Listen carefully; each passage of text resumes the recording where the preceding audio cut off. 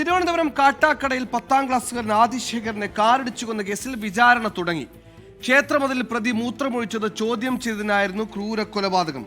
Thiruvananthapuram additional sessions കോടതിയിലാണ് വിചാരണ നടപടി.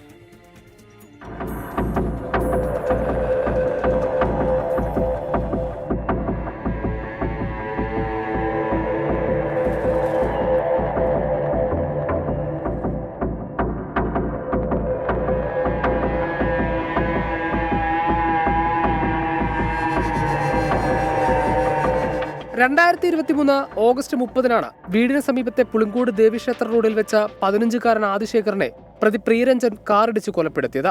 ക്ഷേത്രമതിലിൽ പ്രതി മൂത്രമൊഴിച്ചത് ചോദ്യം ചെയ്തതിനായിരുന്നു ക്രൂര കൊലപാതകം. സംഭവ ദിവസം ആദിശേഖരനോടൊപ്പം ഫുട്ബോൾ കളിച്ചുകൊണ്ടിരുന്ന കൂട്ടുകാരായ അപ്പൂസ് എന്ന് വിളിക്കുന്ന നീരജ്, അച്ചു, ഉണ്ണി എന്നിവരെയും പ്രോസിക്യൂഷൻ കോടതിയിൽ വിസ്തരിച്ചു. ഫുട്ബോൾ കളിച്ച് തിരികെ വരുമ്പോൾ പ്രിയരഞ്ജൻ ആദ്യയെ കാർ കൊണ്ടിടിച്ചു കയറ്റി കൊലപ്പെടുത്തിയെന്നാണ് നീരജ് കോടതിയിൽ മൊഴി നൽകിയത്.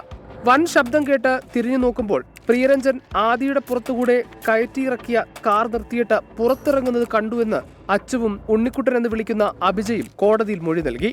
സാക്ഷികൾ പ്രതി പ്രിയരഞ്ജനെ തിരിച്ചറിഞ്ഞിട്ടുണ്ട്.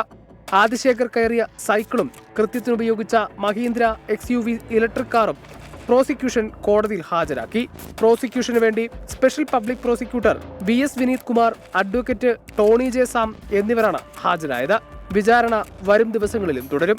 24 തിരുവനന്തപുരം.